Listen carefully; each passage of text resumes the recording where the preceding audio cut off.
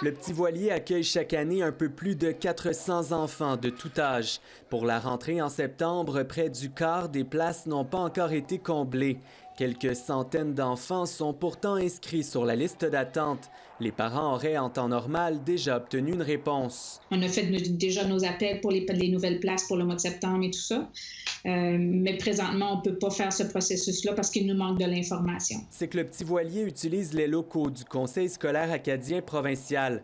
Et les détails concernant la prochaine rentrée scolaire, notamment sur la capacité d'accueil des élèves, n'ont pas encore été dévoilés par la province. Le ministre de l'Éducation, Zach Churchill, promet de rendre public son plan pour l'éducation mercredi, le 22 juillet. But of course, you know, we do have to be responsive to any developing situation with COVID-19.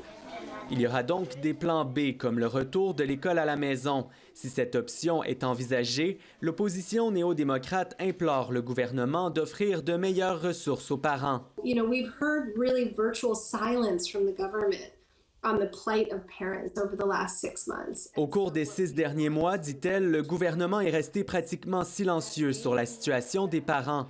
Entre-temps, autre défi pour le Petit Voilier, des retards liés à la pandémie dans l'arrivée d'une dizaine d'éducateurs recrutés à l'extérieur du pays.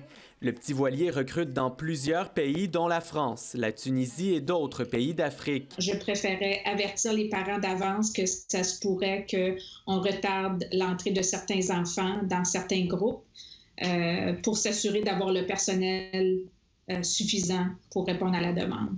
Elle estime qu'une trentaine d'enfants supplémentaires pourront faire leur entrée au Petit Voilier en septembre et une soixantaine d'autres d'ici janvier prochain. Ici Olivier Lefebvre, Radio-Canada, Halifax.